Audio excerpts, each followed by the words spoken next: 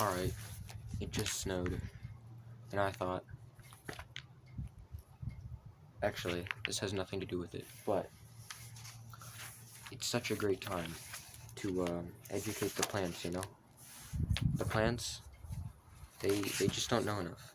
They've been sitting here, laying in the sun, doing absolutely nothing with their lives for millennia now. Probably much longer than that. So I thought, why don't I teach them some things? Maybe they'll start a business. Maybe they'll join the National Honor Society. So, here we are. Hold on. It's a Crassula ovata. We're gonna be reading to it. Because you know what? It needs education. Alright. Book 7. The Republic. Characters. Socrates and Glaucon. And now, I said, let me show in a figure how far nature is enlightened or unlightened. Behold, human beings living in an underground den, which has a mouth open towards the light, and reaching all along the den. Here they have been from their childhood, and have their legs and necks chained so that they cannot move, and can only see before them, being prevented by the chains from turning round their heads. Above and behind them a fire is blazing at a distance, and between the fire and the prisoners there is a raised way. And you will see, if you look, a low wall built along the way, like the screen which marionette players have in front of them, over which they show the puppets. Sorry for the background noises. Yeah, actually, that's really annoying. I see. And you do see, I said, men passing along the wall carrying all sorts of vessels, and statues and figures of animals made of wood and stone and various materials, which appear over the wall. Some of them are talking, others silent. You have shown me a strange image, and they are strange prisoners. Like ourselves, I replied, and they see only their own shadows, or the shadows of one another, which the fire throws on the opposite wall of the cave. True, he said. How could they see anything but the shadows if they were never allowed to move their heads? And of the objects which are being carried in like manner, they would only see the shadows. Yes, he said, and if they were able to converse with one another, they would not suppose that they were naming what was actually before them. Very true. And suppose further that the prison had an echo which came from the other side, would they not be sure to fancy when one of the passerbys spoke that the voice which they heard came from the passing shadow? No question, he replied. To them, I said, the truth would be literally nothing but the shadows of the images. That is certain. And now look again, and see what will naturally follow if the prisoners are released and disabled of their error. At first, when any of them is liberated and compelled suddenly to stand up and turn his neck around and walk and look towards the light, he will suffer sharp pains. The glare will distress him, and he will be unable to see the realities of which in his former state he had seen the shadows. And then conceive someone saying to him that what he saw before was an illusion, but that now, when he's approaching near to being and his eyes turned towards more real existence, he has a clearer vision. What will be his reply? And you may further imagine that his instructor is pointing to the objects as they pass, and requiring him to name them. Will he not be perplexed? Will he not fancy that the shadows which he formerly saw are truer than the objects which are now shown to him? Far truer. This is so stupid. We'll be sitting out here for an hour. You know what? At least I feel like a father to this plant. I'm educating it. I hope it'll make me proud. And if he is compelled to look straight at the light, will he not have a pain in his eyes which will make him turn away to take in the objects of vision which he can see, and which he will conceive to be in reality clearer than the things which are now being shown to him? Okay, I don't even know what this next one says, this next line. And suppose, once more, that he is reluctantly dragged up a steep and rugged ascent, and held fast until he is forced into the presence of the sun himself. Is he not likely to be pained and irritated? When he approaches the light, his eyes will be dazzled, and he will not be able to see anything at all of what are now called realities. Not all in a moment, he said. He will require to grow accustomed to the sight of the upper world, and first he will see the shadows best, next the reflections of men and other objects in the water, and then the objects themselves. And he will gaze upon the light of the moon and the stars and the spangled heaven, and he will see the sky and the stars by night better than the sun or the light of the sun by day. Certainly. Last of he will be able to place. Wait, what? Last of he will be able. Last of he will be able to see the sun, and not mere reflections of him in the water, but he will see him in his own proper place, and not in another, and he will contemplate him as he is. Certainly. He will then proceed to argue that this is who he gives the seasons and the years, and this the guardian of all that is in the visible world, and in a certain way the cause of all things which he and his fellows have been accustomed to behold. Clearly, he said, he would first see the sun and then reason about him. Wait, when he says him, does he mean the sun or himself? He would first see the sun and then reason about him. I don't know. And when he remembered his old habitation and the wisdom of the den and his fellow prisoners, do you not suppose that he would felicitate himself on the change and pity them? Certainly he would.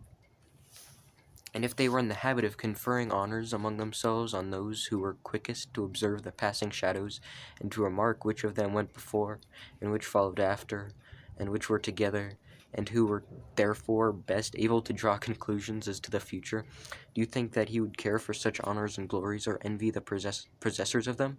Would he not say with Homer, "Better to the poor servant of a poor master, than to endure anything rather than think as they do and live after their manner"? Yes, he said, I think that he would rather suffer anything than entertain these false notions and live in this miserable manner. Imagine once more, I said, such a one coming suddenly out of the sun to be replaced in his old situation. Would he not be certain to have his eyes full of darkness? To be sure, he said, and if there were a contest, and he had to complete in measuring the shadows with the prisoners who had never moved out of the den, while his sight was still weak, and before his eyes had become steady, and the time which would be needed to acquire this new habit of sight might be very considerable, would he not be ridiculous? Men would say of him that up he went and down he came without his eyes, and that it was better not even to think of ascending, and if anyone tried to loose another and lead him up to the same light, let them only catch the offender, and they would put him to death. Wow, I'm gonna need to process that one. How about the plant? How's the plant doing?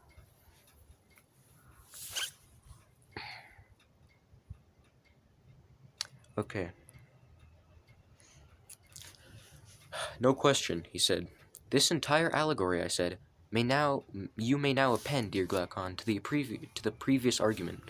The prison house is the world of sight, the light of the fire is the sun, and you will not misapprehend me if you interpret the journey upwards to be the ascent of the soul into the intellectual world, according to my poor belief, which, at your desire, I have expressed, whether rightly or wrongly, God knows.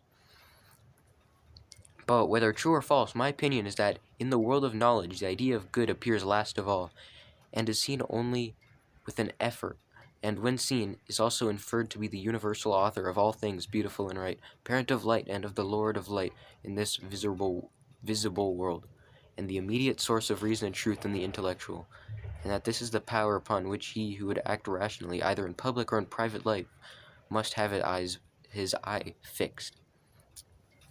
I agree, he said, as far as I am able to understand you. Moreover, I said, you must not wonder that those who attain to this beatific vision are unwilling to descend to human affairs, for their souls are ever hastening to the upper world, where they desire to dwell, which desire of theirs is very natural, if our allegory may be trusted. Yes, very natural. And is there anything surprising in one who passes from divine contemplations to the evil state of man, misbehaving himself in a ridiculous manner, if, while his eyes are blinking and before he has become accustomed to the surrounding darkness, he is compelled to fight in courts of laws, or in other places, about the images or the shadows of images of justice, and is endeavoring to meet the conceptions of those who have never yet seen absolute justice?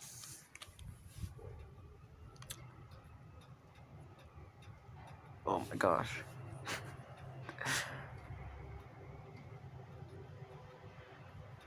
Wow. I need to look at that paragraph again.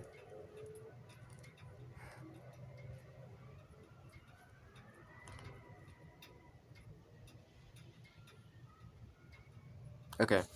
Anything but surprising, he replied. Anyone who has common sense will remember that the bewilderments of the eyes are of two kinds, and arise from two causes, either from coming out of the light or from going into the light, which is true of the mind's eye, quite as much as of the bodily eye. And he who remembers this, when he sees any one whose vision is perplexed and weak, will not be too ready to laugh. He will first ask whether that soul of man has come out of the brighter light, and is unable to see because unaccustomed to the dark, or having turned from darkness to the day is dazzled by excess of light. And he will count the one happy in his condition and state of being, and he will pity the other. Or, if he have a mind to laugh at the soul which comes from below into the light, there will be more reason in this than in the laugh which greets him who returns from above out of the light into the den. That, he said, is a very just distinction. But then, if I am right, certain professors of education must be wrong when they say that they can put a knowledge into the soul which was not there before, like sight into blind eyes. They undoubtedly say this, he replied. Whereas, our argument shows that the power and capacity of learning exists in the soul already, and that just as the eye was unable to turn from darkness to light without the whole body, so too the instrument of knowledge can only by the movement of the whole soul be turned from the world of becoming into of being, and learn by degrees to endure the sight of being, and of the brightest and best of being, or in other words, of the good. Very true. Why am I doing this? That's 4 minutes per page. Come on. I hope this pays off. And must there not be some art which will effect conversion in the easiest and quickest manner, not implanting the faculty of sight, for that exists already, but has been turned in the wrong direction, and is looking away from the truth? Yes, he said, such an art may be presumed. And whereas the other so-called virtues of the soul seem to be akin to bodily qualities, or even when they are not originally innate, they can be implanted later by habit and exercise. The of wisdom, more than anything else, contains a divine element which always remains, and by this conversion is rendered useful and profitable, or, on the other hand, hurtful and useless. Did you ever observe the narrow intelligence flashing from the keen eye of a clever rogue? How eager he is! How clearly his paltry soul sees the way to his end! He is the reverse of blind, but his keen eyesight is forced into the service of evil, and he is mischievous in proportion to his cleverness. Very true, he said. But what if there had been a circumcision of such natures in the days of their youth, and they had been severed from those sensual pleasures, such as eating and drinking, which, like leaden weights, were attached to them at birth, and which drag them down and turn the vision of their souls upon things that are below? If, I say, they had been released from the impediments and turned into the opposite direction, the very same faculty in them would have seen the truth as keenly as the eye what their eyes are turned to now. As keenly as they see what their eyes are turned to now. Very likely. Yes, I said, and there is another thing which is likely, or rather a necessary inference from what has preceded, that neither the uneducated or informed of the truth, nor yet those who never make an end of their education, will be able ministers of state, not the former, because they have no single aim of duty which is the rule of all their actions, private as well as public, nor the latter, because they will not act at all except upon compulsion, fancying that they are already dwelling apart in the islands of the blessed. Very true. Oh. Hold on. Well, that's unfortunate.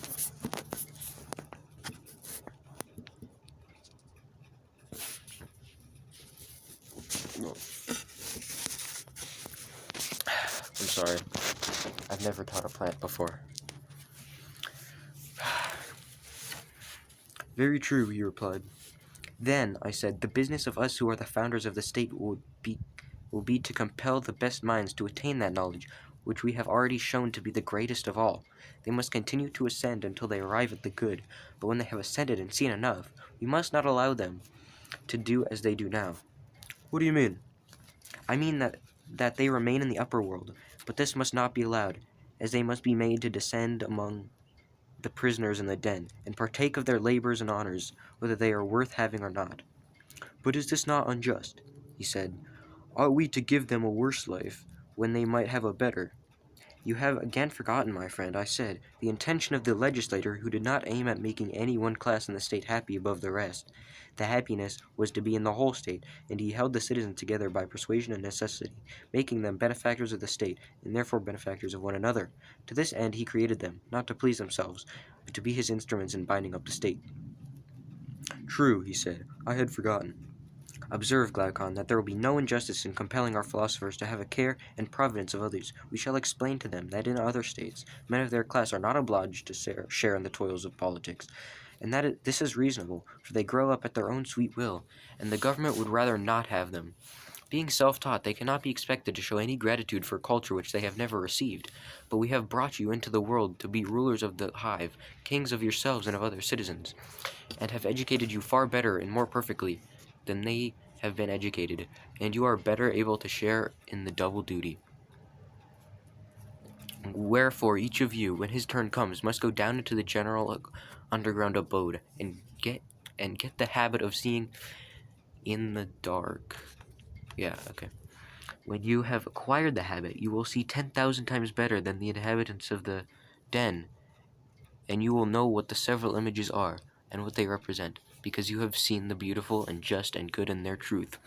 And thus our state, which is also yours, will be a reality, and not a dream only, and will be administered in a spirit unlike that of other states, in which men fight with one another about shadows only, and are distracted in the struggle for power, which in their eyes is a great good, whereas the truth is that the state in which the rulers are most reluctant to govern is always the best and most quietly governed, and the state in which they are most eager the worst. Quite true, he replied. And will our pupils, when they hear this, refuse to take their turn at the toils of state, when they are allowed to spend the greater part of their time with one another in the heavenly light? Impossible, he answered, for they are just men, and the commands which we impose upon them are just. There can be no doubt that every one of them will take office as a stern necessity, and not after the fashion of our present rulers of state. Yes, my friend, I said, and there lies the point. You must contrive for your future rulers another and a better life than that of a ruler, and then you may not have a well-ordered state, for only in the state which offers this will they rule who are truly rich, not in silver and gold, but in virtue and wisdom, which are the true blessings of light. Whereas if they go to the administration of public affairs, poor and hungering after their own private advantage, thinking that hence they are to snatch the chief good, order there can never be, for they will be fighting about office, and the civil and domestic broils which thus arise will be the ruin of the rulers themselves and of the whole state. Most true, he replied. And the only life which looks down upon the life of the political ambition is that of true philosophy. Do you know of any other? Indeed, I do not, he said. And those who govern ought not to be lovers of the task, for if they are, there will be rival lovers, and they will fight. No question. Who, then, are those whom we shall compel to be guardians? Surely they will be the men who are wisest about affairs of state, and by whom the state is best administered, and who at the same time have other honors and another and a better life than that of politics. They are the men, and I will choose them, he replied. And now shall we consider in what way such guardians will be produced, and how they ought to be brought from darkness to light, as some are said to have ascended from the world below to the gods. By all means, he replied. The process, I said, is not the turning over of an oyster shell, but the turning around of a soul passing from a day which is little better than night to the true day of being, that is, the ascent from below, which we affirm to be true philosophy? Quite so. Oh, wow. 5 pages in out of 20. Gosh darn, this video is gonna be over an hour long. And should we not inquire what sort of knowledge has the power of effecting such a change? Certainly. What sort of knowledge is there which would draw the soul from becoming to being? And another consideration has just occurred to me. You will remember that our young men are to be warrior athletes. Yes, that was said. Then this new kind of knowledge must have an additional quality. What quality? Usefulness in war. Yes, if possible. There were 2 parts in our former scheme of education, were there not? Just so. There was gymnastic, which presided over the growth and decay of the body, and may therefore be regarded as having to do with generation and corruption. True. Then that is not the knowledge which we are seeking to discover. No. But what do you say of music, which also entered to a certain extent in our former scheme? Music, he said, as you will remember, was the counterpart of gymnastic, and trained the guardians by the influences of habit, by harmony making them harmonious, by rhythm rhythmical, but not giving them signs. And the words, whether fabulous or possibly true, had kindred elements of rhythm and harmony in them. But in music there was nothing which tended to that good which you are now seeking. You are most accurate, I said, in your recollection. In music there certainly was nothing of the kind. But what branch of knowledge is there, my dear Glaucon, which is of the desired nature, since all the useful arts were reckoned mean by us? Undoubtedly. And yet if music and gymnastic are excluded, and the arts are also excluded, what remains? Well, I said, there may be nothing left of our special subjects, and then we shall have to take something which is not special, but of universal application. What may that be? A something which all arts and sciences and intelligences use in common, and which every one first has to learn among the elements of education. What is that? The little matter of distinguishing 1, 2, and 3. In a word, number and calculation. Do not all arts and scientists necessarily partake of them? Yes. Then the art of war partakes of them. To be sure. Then Palamedes, whenever he appears in tragedy, proves Agamemnon ridiculously unfit to be general. Do you never remark how he declares that he had invented number, and had numbered the ships and set in array the ranks of the army at Troy, which implies that they had never been numbered before, and Agamemnon must be supposed literally to have been incapable of counting his own feet? How could he if he was ignorant of number? And if that is true, what sort of general must he have been? I should say a very strange one, if this was as you say. Can we deny that a warrior should have a knowledge of arithmetic? Certainly he should, if he is to have the smallest understanding of military tactics, or indeed, I should rather say, if he is to be a man at all. I should like to know whether you have the same notion which I have of this study. What is your notion? It appears to me to be a study of the kind which we are seeking, and which leads naturally to reflection, but never to have been rightly used, for the true use of it is simply to draw the soul towards being. Will you explain your meaning? He said. I will try, I said, and I wish you would share the inquiry with me, and say yes or no when I attempt to distinguish my own mind. What branches of knowledge have this attracting power, in order that we may have clearer proof that arithmetic is, as I suspect, one of them. Hasn't he been saying yes or no this whole time? Except actually it's just yes.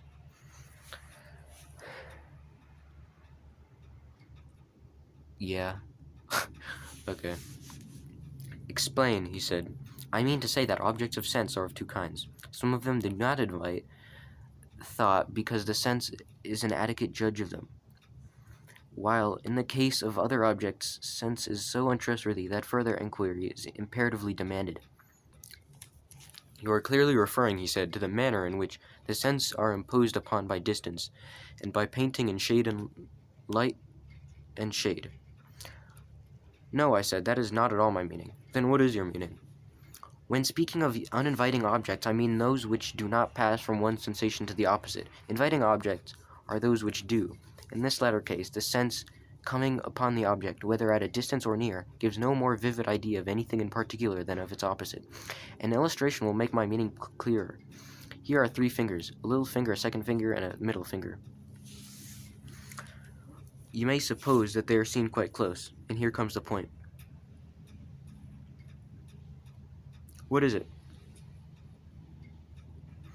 Each of them equally appears a finger, whether seen in the middle or at the extremity, whether white or black, thick or thin. It makes no difference. A finger is a finger all the same. In these cases, a man is not compelled to ask of thought the question, what is a finger? For the sight never imitates to the mind that a finger is other than a finger. True. And therefore, I said, as we might expect, there is nothing here which invites or excites intelligence. There is not, he said. But is this equally true of the greatness and smallness of the fingers? Can sight adequately perceive them? And is no difference made by the circumstance that one of the fingers is in the middle and another at the extremity? And in like manner, does the touch adequately perceive the qualities of thickness or thinness, or softness or hardness?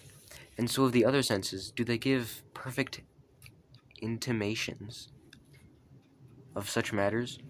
Is not their mode of operation on this wise? The sense which is concerned with the quality of hardness is necessarily concerned also with the quality of softness, and only intimates the soul that the same thing is felt to be both hard and soft? You are quite right, he said. And must not the soul be perplexed at this intimation which the sense gives of a hard which is also soft? What again is the meaning of light and heavy, if that which is light is also heavy, and that which is heavy light? Yes, he said, these intimations which the soul receives are very curious and require to be explained. Yes, I said, and in these perplexities the soul naturally summons to her aid calculation and intelligence, that she may see whether the several objects announced to her are one or two. True. And if they turn out to be two, is not each of them one and different? Certainly. And if each is one and both are two, she will conceive the two as in a state of division, for if there were undivided, they could only be conceived of as one. True. The eye certainly did see both small and great, but only in a confused manner. They were not distinguished. Yes. Whereas the thinking mind, intending to light up the chaos, was compelled to reverse the process, and look at small and great as separate and not confused. Very true. Was not this the beginning of the inquiry, what is great and what is small? Exactly so. And thus arose a distinction of the visible and the intelligible. Most true. This was what I meant when I spoke of impressions which invited the intellect, or the reverse. Those which are simultaneous with opposite impressions invite thought, those which are not simultaneous do not. I understand, he said, and agree with you. And to which class do unity and number belong? I do not know, he replied. Think a little and you will see that what has preceded will supply the answer, for a simple unity could be adequately perceived by the sight or by any other sense. Then, as we were saying in the case of the finger, there would be nothing to attract towards being, but when there is some contradiction always present, and one is the reverse of one and involves the conception of plurality, when thought begins to be aroused within us, and the soul perplexed and wanting to arrive at a decision asks, what is absolute unity? This is the way in which the study of the one has a power of drawing and converting the mind to the contemplation of true being. And surely, he said, this occurs notably in the case of one, for we see the same thing to be both one and infinite in multitude. Yes, I said, and this being true of one must be equally true of all number. Certainly, and all arithmetic and calculation have to do with this number. Yes, and they appear to lead the mind towards truth. Yes, in a very remarkable manner. Then this is the knowledge of the kind for which we are seeking, having a double use, military and philosophical. For the man of war must learn the art of number, or he will not know how to array his troops, and the philosopher also, because he has to rise out of the sea of change and lay hold of true being, and therefore he must be an arithmetician. That is true. And our guardian is both warrior and philosopher? Certainly. Then this is a kind of knowledge which legislation may fitly prescribe, and we must endeavor to persuade those who are prescribed to the principal men of our state to go and learn arithmetic, not as amateurs, but they must carry on the study until they see nature of numbers with the mind only, or again, like merchants or retail traders, with a view to buying or selling, but for the sake of their military use, and of the soul herself, and because this will be the easiest way for her to pass from becoming to truth and being. Wow. That is excellent, he said. Yes, I said, and now having spoken of it, I must add how charming the science is, and in how many ways it concludes to our desired end if pursued in the spirit of a philosopher and not of a shopkeeper. Whoa, half an hour. I've been sitting out here for half an hour. I'm halfway done, too. Actually, hold on. I'm not even halfway done. Okay. Well, how do you mean? I mean, as I was saying, that arithmetic has a very great and elevating effect, compelling the soul to reason about abstract number, and rebelling against the introduction of visible or tangible object into the argument. You know how steadily the masters of the art repel and ridicule anyone who attempts to divide absolute unity when he is calculating, and if you decide they multiply, taking care that one shall continue one, and not become lost in fractions. That is very true. Now suppose a person were to say to them, "Oh, my friends, what are these wonderful numbers about which you are reasoning, in which, as you say, there is a unity, as you demand. Each unit is equal, invariable, indivisible." What would they answer? They would answer, as I should conceive, that they were speaking of those numbers which can only be realized in thought. Then you see that this knowledge may be truly called necessary, necessitating as clearly does the use of the pure intelligence in the attainment of pure truth. Yes, that is a marked characteristic of it. And if you further observe that those who have a natural talent for calculation are generally quick at every other kind of knowledge, and even the dull, if they have had an arithmetic training, although they may derive no other advantage from it, always become much quicker than they would otherwise have been. Very true, he said. And indeed, you will not easily find a more difficult study, and not many as difficult. You will not. And for all these reasons, arithmetic is a kind of knowledge in which the best natures should be trained, and which must not be given up. Okay, that's the first reading. Ugh. Alright.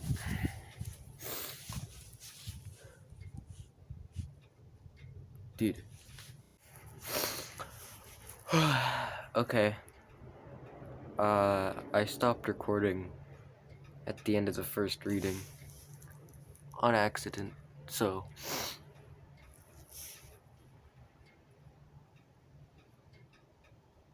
oh, what the hell, I'm just gonna read it again. I have nothing else to do with my life anyway. I agree. Let this then be made one of our subjects of education, and next shall we inquire whether the kindred science also concerns us? You mean geometry? Exactly so. Clearly, he said, we are concerned with that part of geometry which relates to war, for in pitching a camp, taking up a position, or closing or extending the lines of an army, or any other military maneuver, whether in an actual battle or on march, will make all the difference whether a general is or is not a geometrician.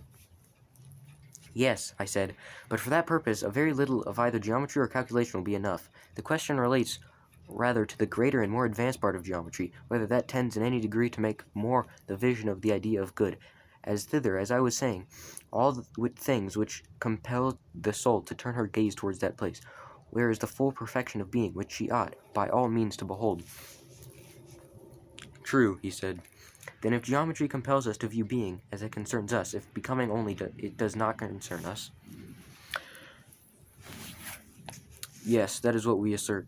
Yet anyone who has the least acquaintance with geometry will not deny that such a conception of the science is flat contradiction to the ordinary language of geometricians. Holy moly. How so?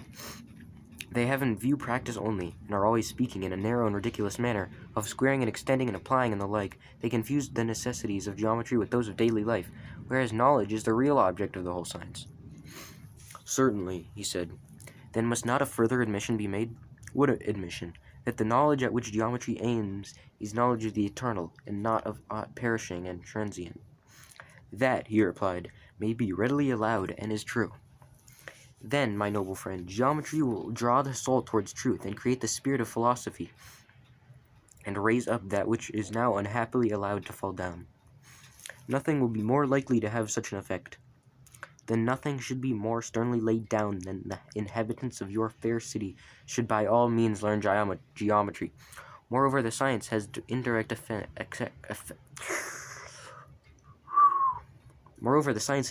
effects which are not small. Of what kind? He said. There are the military advantages of which you spoke, I said, and in all departments of knowledge, As experience proves, anyone who has studied geometry is infinitely quicker of apprehension than one who has not. Yes, indeed, he said, there is an infinite difference between them. Then shall we propose this as a second branch of knowledge which our youth will study? Let us do so, he replied. And suppose we make astronomy the third, what do you say? I am strongly inclined to it, he said.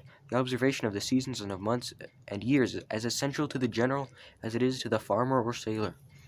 I am amused, I said, at your fear of the world, which makes you guard against the appearance of insisting upon useless studies. And I quite admit the difficulty of believing that in every man there is an eye of the soul which, when by other pursuits lost and dimmed, is by these purified and re-illumined, and is more precious far than 10,000 bodily eyes, for by it alone is truth seen. Now there are two classes of persons, one class of those who will agree with you, and will take your words as a revelation, another class to whom they will be utterly unmeaning, and who will naturally deem them to be idle tales, for they see no sort of profit which is to be obtained from them, and therefore you had better decide at once with which of the two you are proposing to argue. You will very likely say with neither, and that your chief aim in carrying on the argument is your own improvement, and at the same time you do not grudge to others any benefit which they may receive. I think that I should prefer to carry on the argument mainly on my own behalf. Then take a step backwards, for we've gone wrong in the order of sciences. What was the mistake? He said. After plain geometry, I said, we proceeded at once to solids and revolution, instead of taking solids in themselves. Whereas, after the second dimension, the third, which is concerned with cubes and dimensions of depth, ought to have followed. That is true, Socrates. But so little seems to be known as yet about these subjects. Why, yes, I said, and for two reasons. In the first place, no government patronizes them. This leads to a want of energy in the pursuit of them, and they are difficult. In the second place, students cannot learn them unless they have a director. But then a director can hardly be found, and even if he could, as matters now stand, the students who are very very conceited would not attend to him. That, however, would be otherwise if the whole state became the director of these studies and gave honor to them.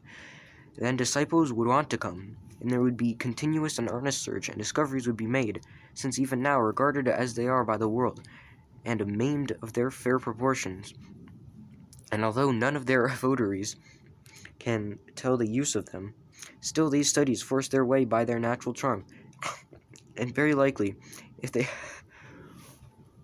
I need some water.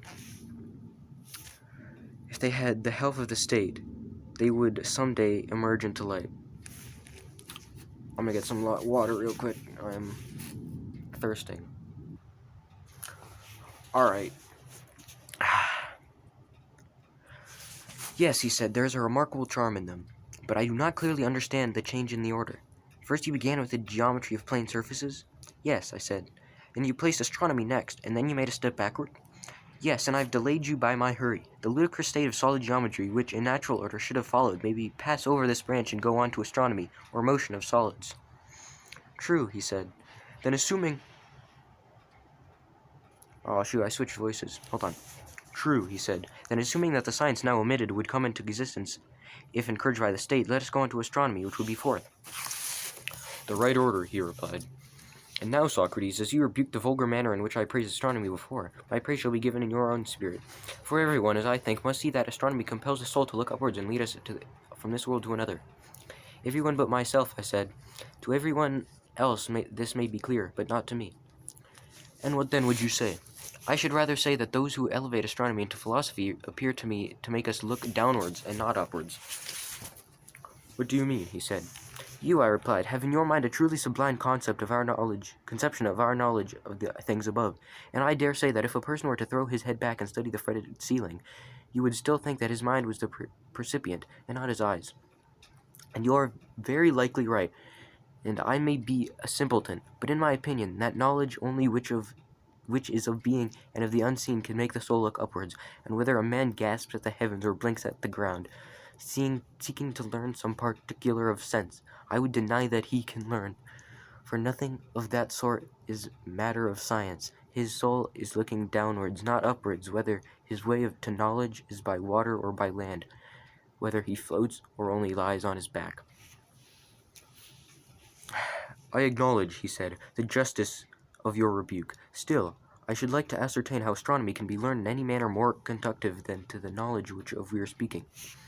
I will tell you, I said, the starry heaven which we behold is wrought upon a visible ground, and therefore, although the fairest and most perfect of visible things must necessarily be deemed inferior far to the true motions of absolute swiftness and of absolute slowness, which are relative to each other and carry with them that which is contained in them, in the true number and in every true figure. Now, these are to be apprehended by reason and intelligence, but not by sight. True, he replied. The spangled heavens should be used as a pattern and with a view to that higher knowledge. Their beauty is like the beauty of figures or pictures excellently wrought by the hand of Daedalus, or some other great artist, which we may chance to behold, or any geometrician who saw them would appreciate the exquisiteness of their workmanship, but he would never dream of thinking that in them he could find the true equal or the true double, or the truth of any other proportion. No, he replied, such an idea would be ridiculous. And will not a true astronomer have the same feeling when he looks at the movements of the stars? Will he not think that heavens and the things in heaven are framed by the Creator of them in the most perfect manner? But he will never imagine that the proportions of night and day, or of both to the month, or of the month to the year, or of the stars to these and to one another, and any other things which are material and visible can also be eternal and subject to no deviation. That would be absurd, and it is equally absurd to take so much pains in investigating their exact truth. I quite agree, although I never thought of this before. It's getting a little cold. Yeah.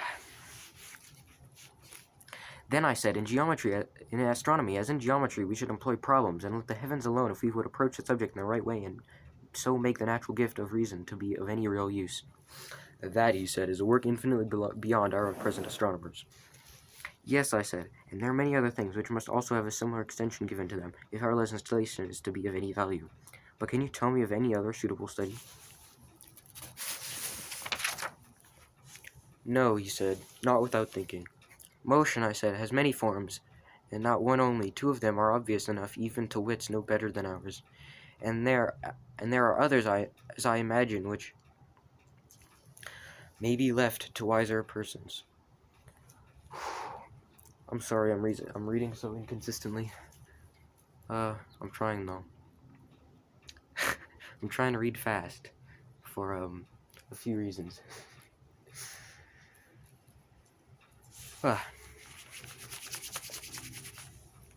where are the two? There is a second, I said, which is the counterpart of the one already named. And what may that be? The second, I said, would seem... Oh, hold on. I switched voices again. But where are the two? There is a second, I said, which is the counterpart of the one already named. And what may that be? The second, I said, would seem relatively to the ears to be what the first is to the eyes, for I conceive that as the eyes are designed to look up at the stars, so are the ears to hear harmonious motions, and these are sister sciences, as the Pythagoreans say, and we, Glaucon, agree with them. Yes, he replied, but this, I said, is a laborious study, and therefore we had better go and learn of them, and they will tell us if there are any other applications of these sciences. At the same time, we must not lose sight of our own higher object. What is that? There is a perfection which all knowledge ought to reach, and which our pupils ought also to attain, and not to fall short of, as I was saying that they did in astronomy. For in the science of harmony, as you probably know, the same thing happens. The teachers of harmony compare the sounds and consonances which are heard only, and their labor, like that of the astronomers, is in vain. Yes, by heaven, he said, and 'tis as good a play to hear them talking about their condensed notes, as they call them. They put their ears alongside of the strings, like persons catching a sound from their neighbor's wall. One said of them, declaring that they distinguish an intermediate note, and have found the least interval, which should be the unit of measurement. The others insisting that the two sounds have passed into the same. Other parties setting their ears before their understanding.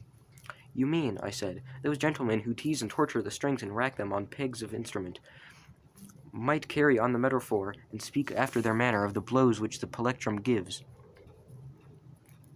Plectrum. That's a new word. And make accusations against the strings, both of backwardness and forwardness to sound. But this would be tedious, and therefore I will only say that these are not of the men, and that I am referring to the Pythagoreans, of whom I was just now proposing to inquire about harmony. For they too are in error, like the astronomers. They investigate the numbers of the harmonies which are heard, but they never attain to problems. That is to say, they never reach the natural harmonies of number, or reflect by some numbers are harmonious and others not. That, he said, is a thing of more than mortal knowledge. A thing, I replied, which I would call rather useful, that is, if sought after with a view to the beautiful and good, but if pursued in any other spirit, useless. Very true, he said. Now, when all these studies reach the point of intercommunion and connection with one another, and come to be considered in their mutual affinities, then, I think, but not till then, will the pursuit of them have a value for our subject, otherwise there is no profit in them. I suspect so, but you're speaking, Socrates, of a vast work. What do you mean? I said. In the prelude or what? Do you not know that all this is but the prelude to the actual strain which we have to learn? For you surely would not regard the skilled mathematician as a dialectician. Assuredly not, he said. I have hardly ever known a mathematician who is capable of reasoning. But do you imagine...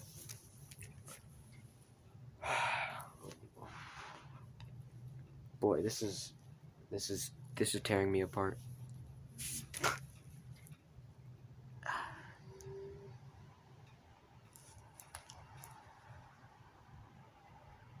This plant, though. This plant needs it. This plant will become a wise plant.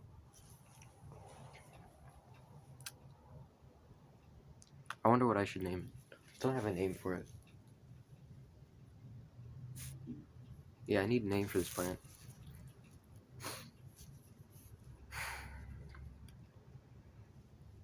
But do you imagine that men who are unable to give and take a reason will have the knowledge which we require of them?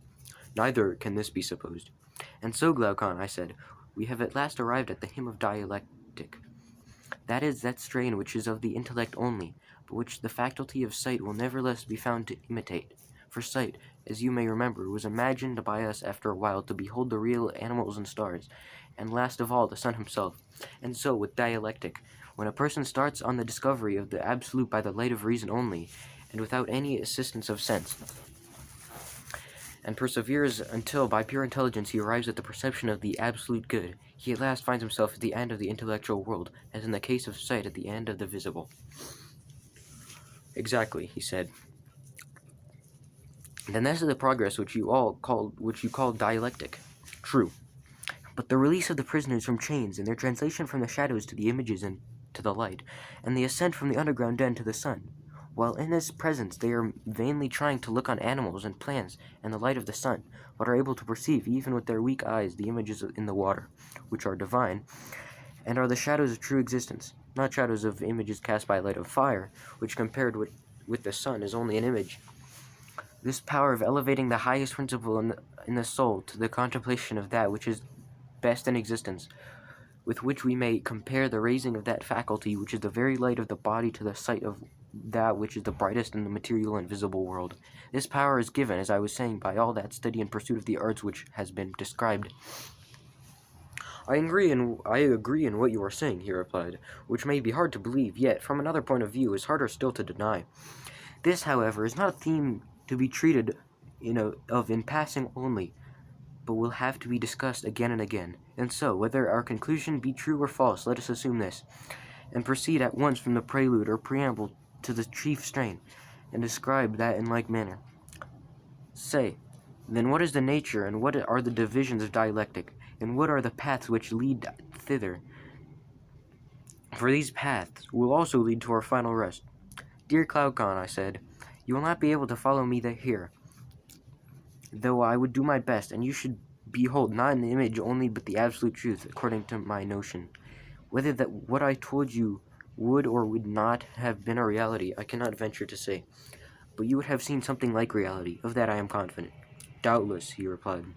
But I must also remind you that the power of dialectic alone can reveal this, and only to one who is a disciple of the previous sciences. Of that assertion, you may be as confident as of the last.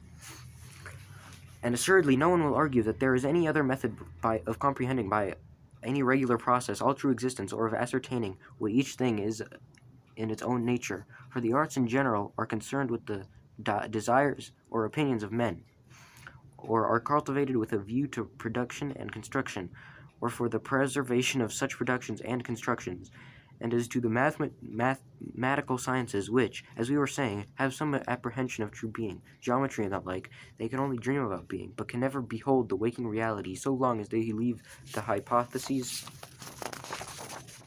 which they use unexamined, and are unable to give an account of them. For when a man knows not his own first principle, and when the conclusion and intermediate steps are also constructed out of he knows not what, how can he imagine that such a fabric of convention can never become science? Impossible, he said.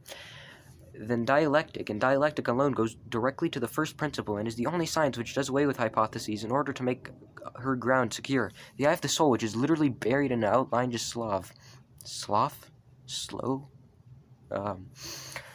which is literally buried in an outline just slow, is by her gentle aid lifted upwards, and she uses as handmaids and helpers in the work of conversion, the science which we have been discussing.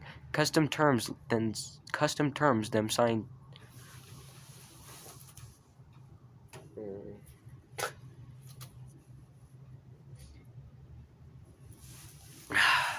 I just want to give up. Come on, I only have 1, 2, 3, 4, 5, 6. 6 more pages. Alright. Come on, Vincent. Come on.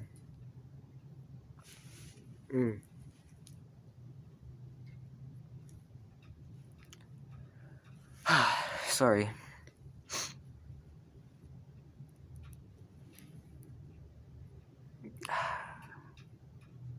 And she uses as handmaids and helpers in the work of conversion, the sciences which we have been discussing. Custom terms them sciences. But what does that what does that mean? What am I reading? I have lost all ability of comprehension and of speaking, apparently. Whew. Go on. This plant is resilient, though. This plant will not stop listening. God damn, I am pouring my heart out for this plant.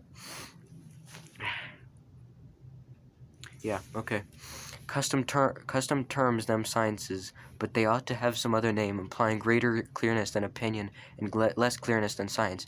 And this, in our previous sketch, was called understanding. But why should we dispute about names when we have realities of such importance to consider? Why, indeed, he said, when any name will do expresses he thought of the mind with clearness.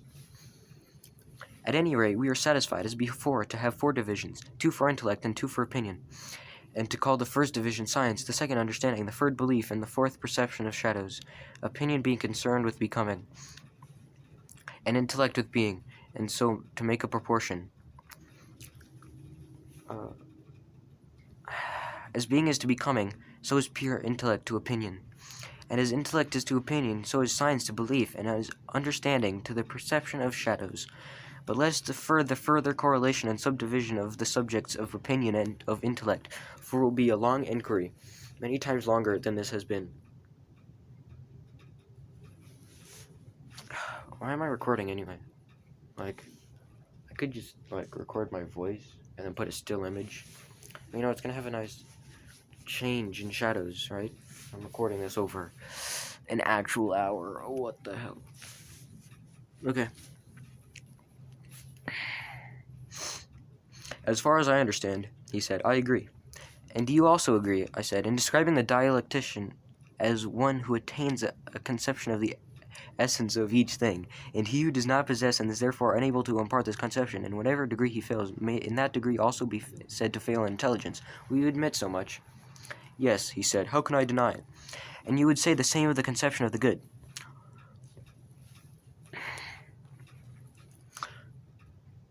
Until the person is able to abstract and define rationally the idea of good, and unless he can run the gauntlet of all... Wait, who's talking here? I said, I agree. How can I deny it? Okay, so... Okay, until the person is able to abstract and define rationally the idea of good, and unless he can run the gauntlet of all objections, and is ready to disprove them, not by appeals to opinion, but to absolute truth. never faltering at any step of the argument. Unless he can do all this, you would say that he knows neither the idea of good nor any other good. He apprehends only a shadow, if anything at all, which is given by opinion and not by science, dreaming and slumbering in his life. Before he is well awake here, he arrives at the world below and has his final quietus. Oh shoot, hey, it didn't actually fall over for once.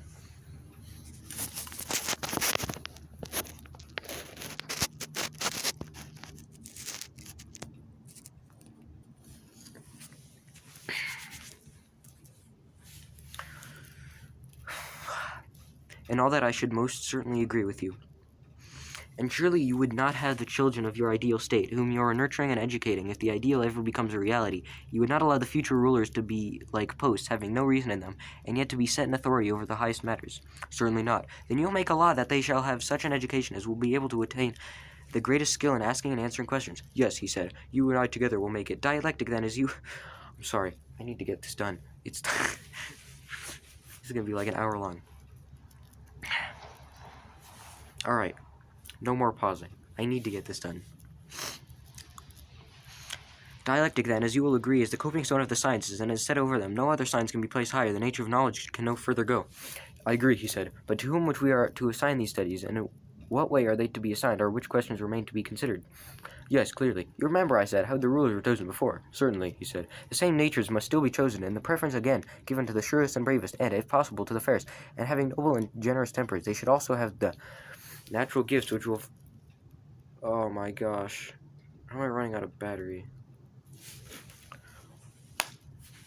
Okay. Hold on a sec. Alright. My power saver is on minimum brightness. I can't see anything, but...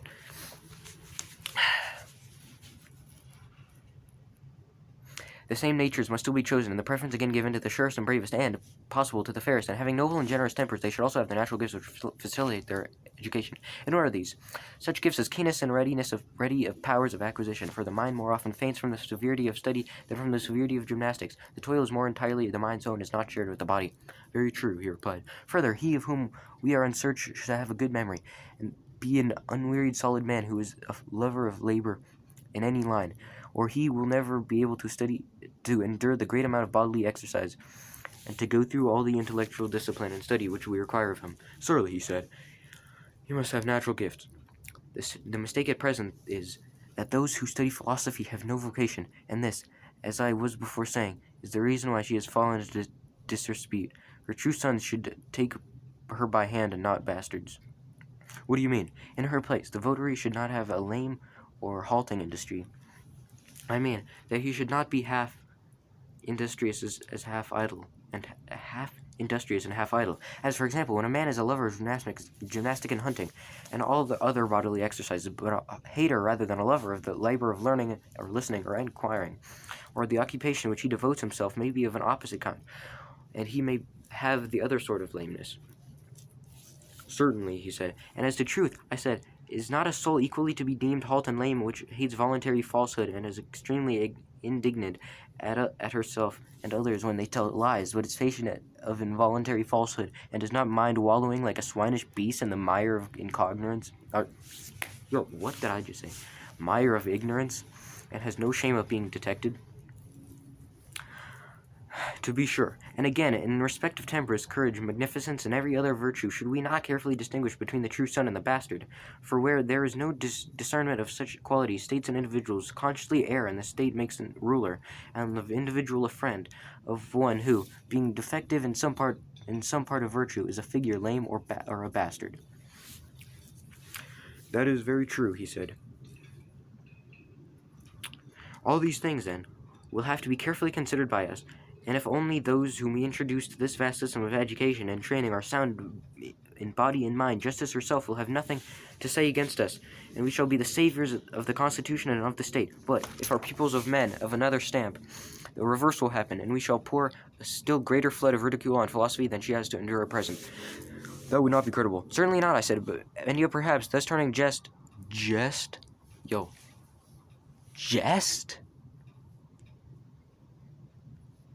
I'm going insane. Certainly not, I said, and yet perhaps, in thus turning jest into earnest, I am equally ridiculous. In what respect? I had forgotten, I said, that we were not serious and spoke with too much excitement, for when I saw philosophy I undeservedly trampled underfoot for men, I could not help feeling a sort of indignation at the authors of her disgrace, and my anger made me too vehement.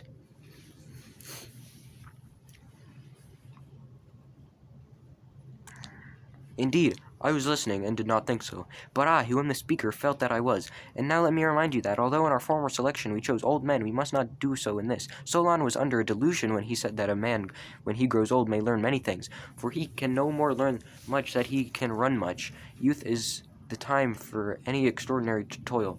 Of course, and therefore calculation and geometry and all the other elements of instruction, which are preparation for dialectics, should be preserved in the mind in childhood, not, however, under any notion of forcing our system of education. Why not? Because a free man ought not to be a slave in the acquisition of knowledge of any kind. Bodily exercise, when compulsory, does no harm to the body, but knowledge which is acquired under compulsion obtains no hold on the mind. What time is it? Oh, it's 4:36. I only have 7% left. Because very true. Then, my good friend, I said, do not use compulsion, but let early education be a sort of amusement. You will then be better able to find out the natural bent. That is a very rational notion, he said. Do you remember that the children, too, were to be taken to see battle on horseback, and that if there were no danger, they were to be brought up close and, like young hounds, have a taste of blood given to them? Yes, I remember. The same practice may be followed, I said, in all these things. Labors, lessons, dangers, and he who is most at home in all of them ought to be enrolled in a select number. At what age? At the age when the necessary gymnastics are over. The period, whether of 2 or 3 years, which passes in this sort of training, is useless for any other purpose, for sleep and exercise are unpropitious to learning, and the trial of who is first in gymnastic exercise is one of the most important tests to which our youth are subjected. Certainly, he replied. After that time, those who are selected from the class of 20 years old will be prompted to higher honor, and the sciences which they learned without any order in their early education will now be brought together, and they will be able to see the natural relationship of them to one another and to be to true being. Yes, he said, that is the only kind of knowledge which takes lasting root. Yes, I said, and the capacity for such knowledge is the great criterion in dialect talent. The comprehensive mind is always the dialectical. I agree with you, he said. These, I said, are the points which you must consider, and those who have most of the comprehension and who are more steadfast in their learning and in their military and other appointed duties, when they have arrived at the age of 30, have to be chosen by you out of their select class and elevated to higher honor, and you will have to prove them by the help of dialectic in order to learn which of them is able to give up the use of sight and other senses, and in company with truth to attain absolute being. And here, my friend, great caution is required. Why great caution? Do you not remark, I said, how great is the evil which dialectic has introduced? What evil? He said. The students of the art filled with lawlessness. Quite true, he said. Do you think that there is anything so very unnatural or inexcusable in their case? Or will you make allowance for them? In what way make allowance? I want you, I said, by way of parallel, to imagine a supposititious son who is brought up in great wealth. He is one of a great and numerous family and has many flatterers. When he grows up to manhood, he learns that his alleged are not real parents, but who the real are he is unable to discover. Can you guess how he will be likely to behave towards his flatterers and his supposed parents? First of all, during the period when he is ignorant of the false relation, and then again when he knows. Shall I guess for you? Bro, that whole paragraph, you could literally just said, what if you told some famous kid he's adopted? Like, why do they have to go... This is stupid. If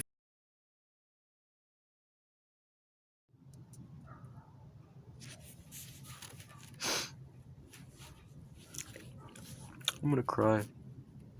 I'm actually going to cry. I wasn't recording that whole time. I'm on 5% now. Oh gosh. Okay. Cool. I'll do this later. Alright. I'm gonna finish off inside.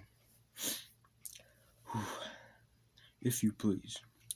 Then I should say that while he is ignorant of the truth, he will likely be to honor his father and his mother, and his supposed relations more than the flatterers. He will be less inclined to neglect them when in need, or to do or say anything against them. He will be less willing to disobey them in any important matter. He will. But when he has made the discovery, I should imagine that he would diminish their honor and regard for them, and would become more devoted to the flatterers. Their influence over him would greatly increase. He would now live after their ways and openly associate with them, and, unless he were of an unusually good disposition, he would trouble himself no more about his supposed parents or other relations. Well, all that is very probable. But how is the image applicable to the disciples of philosophy? In this way, you know that there are certain principles about justice and honor, which were taught us in childhood, and under their parental authority we have been brought up, obeying and honoring them. That is true. There are also opposite maxims and habits of pleasure which honor and flatter and attract the soul. Which flatter and attract the soul, but do not influence those of us who have any sense of right. And they continue to obey and honor the maxims of their fathers. True. Now, when a man is in this state, and the questioning spirit asks what is fair or honorable, and he answers as the legislator has taught him, and then arguments many and diverse refute his words, until he is driven into believing that nothing is honorable and any more than dishonorable, or just any good more than the reverse, and so of all the notions which he most valued, do you think he will still honor and obey them as before? Impossible. And when he ceases to think them honorable and natural as heretofore, and he fails to discover the true, can he be expected to pursue any life other than that which flatters his desires? He cannot. And from being a keeper of the law, he is converted into a breaker of it? Unquestionably. Now all this is very natural in students of philosophy such as I have described, and also, as I was just now saying, most excusable. Yes, he said, and I may add pitiable.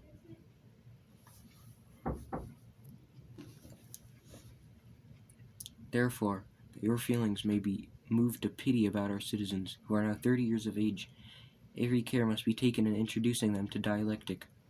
Certainly. There is a danger lest they should taste the dear delight too early, for youngsters, as you may have observed, when they first get the taste in their mouths, argue for amusement, and are always contradicting and refuting others in imitation of those who refute them. Like puppy dogs, they rejoice in pulling and tearing at all who come near them. Yes, he said, there is nothing which they like better. And when they have made many conquests and received defeats at the hands of many, they violently and speedily get into a way of not believing anything which they believed before. And hence, not only they, but philosophy, and all that relates to it, is apt to have a bad name with the rest of the world. Too true, he said. But when a man begins to get older, he will no longer be guilty of such insanity. He will imitate the dialectician who is seeking for truth, and not the eristic who is contradicting for the sake of amusement, and the greater moderation of his character will increase instead of diminishing the honor of the pursuit. Very true, he said. And did we not make special provision for this, when we said that the disciples of philosophy were to be orderly and steadfast, not, as now, any chance aspirant or intruder? Very true, he said. And did we not make special provision for this, when we said that the disciples of philosophy were to be orderly and steadfast, not as now, any chance aspirant or intruder? I already read that. Very true. I suppose, I said, the philosophy of study to take the place of gymnastics, and to be continued diligently and earnestly and exclusively for twice the number of years which were passed in bodily exercise. Will that be enough? Would you say 6 or 4 years? He asked. Say 5 years, I replied. At the end of the time they must be sent down again to the den and compelled to hold any military or other office which young men are qualified to hold. In this way they will get their experience of life, and there will be an opportunity of trying whether, when they are drawn all manner of ways by temptation, they will stand firm or flinch. And how long is this stage of their lives to last? 15 years, I answered. And when they have reached 50 years of age, Let those who still survive and have distinguished themselves in every action of their lives and every branch of knowledge come at last to their consummation. The time has now arrived at which they must raise the eye of the soul to the universal light which lightens all things, and behold the absolute good, for that is the pattern according to which they are to order the state and the lives of individuals, and the remainder of their own lives also, making philosophy their chief pursuit, but when their turn comes, toiling also at politics and ruling for the public good, not as though they were performing some heroic action, but simply as a matter of duty. And when they have brought up in each generation others like themselves and left in their place to be governors of the state, then they will depart to the islands of the blessed and dwell there, and the city will give them public memorials and sacrifices and honor them, if the Pythian oracle consent, as demigods, but if not, as in any case blessed and divine. You are a sculptor, Socrates, and have made statues of our governors faultless in beauty. Yes, said Glaucon, and of our governesses too, for you must not suppose that what I have been saying applies to men only, and not to women, as far as their natures can go. There you are right, he said, since we have made them to share in all things like the men. Well, I said, and you would agree, would you not, that what has been said about the state and the government is not a mere dream, and although difficult, not impossible, but only possible in the way which has been supposed. That is to say, when the true philosopher and the kings are born in a state, one or more of them, despising the honors of this present world which they deem mean and worthless, esteeming above all things right and the honor that springs from right, and regarding justice as the greatest and most necessary of all things, whose ministers they are, and whose principles will be exalted by them when they set order in their own city. How will they proceed? They will begin by sending out into the country all the inhabitants of the city who are more than 10 years old, and will take possession of their children, who will be unaffected by the habits of their parents. These they will train in their own habits and laws. I mean in the laws which we have given them. And in this way the state and constitution of which we were speaking will soonest and most easily attain happiness, and the nation which has a constitution will gain most. Yes, that will be the best way.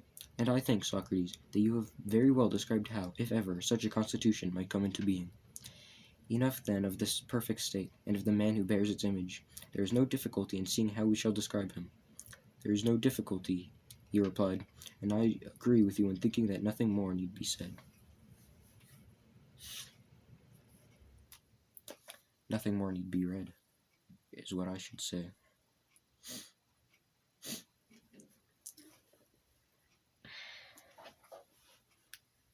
Nice.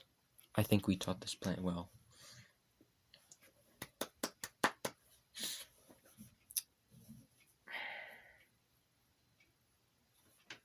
Good job, plant.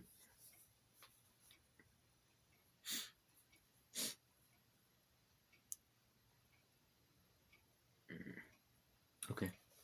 Thanks for listening. Very cool.